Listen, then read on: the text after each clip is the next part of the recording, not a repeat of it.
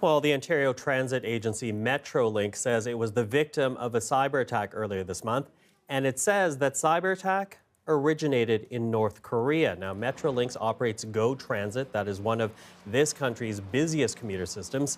An agency spokesperson said that no personal information was compromised and that transit operations were not affected. That said, we do want to talk about this, and we've invited to the program CBC's senior technology reporter, Matthew Braga. Nice to have you in the program, Matthew.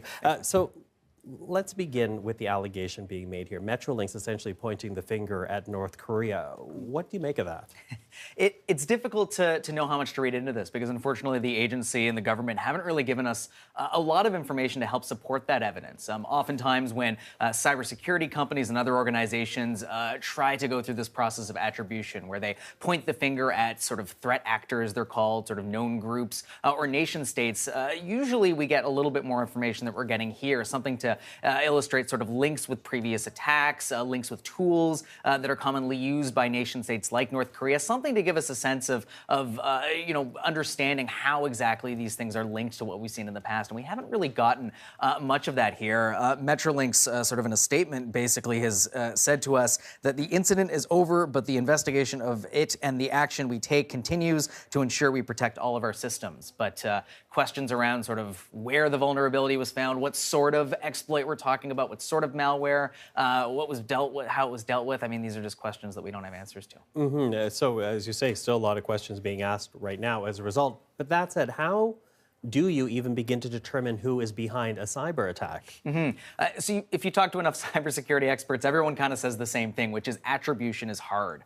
It's really, really difficult to be able to essentially, from at least certainly one piece of evidence in this case, try and point the finger at another group. Usually it's looking at sort of a multitude of factors, right? Looking at the malware you have, looking inside it for pieces of information that you can link with other examples of malware, other attacks that have happened in the past, maybe looking at sort of the infrastructure that these actors sometimes use to control and distribute all their malware. All this sort of stuff kind of comes together to try and give researchers a better sense of what groups or people might be behind things. But you got to remember as well that, all of this might point to a particular group, but then another challenge is how do you link that group to a nation state? And so there's all these kind of hoops that you kind of have to jump through, all these pieces of evidence that kind of have to build up, and it's not really clear what the government Metrolinx kind of has on its hands in this case. And because they have not been very forthcoming with a lot of details here. But say Metrolinx believes it's North Korea.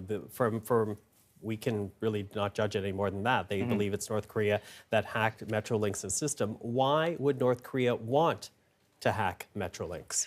So that's one of the things that isn't clear, because it sort of depends on the type of attack. If it was a targeted attack, so a North Korean actor deciding that they want to target Metrolinx, then it's not clear what that would be. I mean, maybe you get access to one system, as attackers often do, as a way to leapfrog and sort of fan out into other systems that might have information of note, or systems that you could potentially cause havoc or harm with. That's sort of on the targeted side.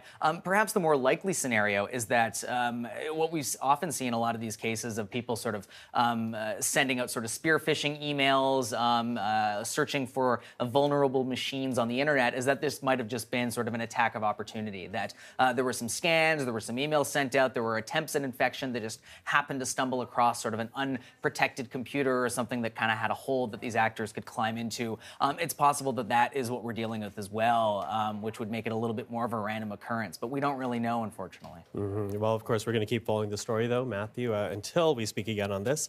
Thank you for that. Thanks, Michael.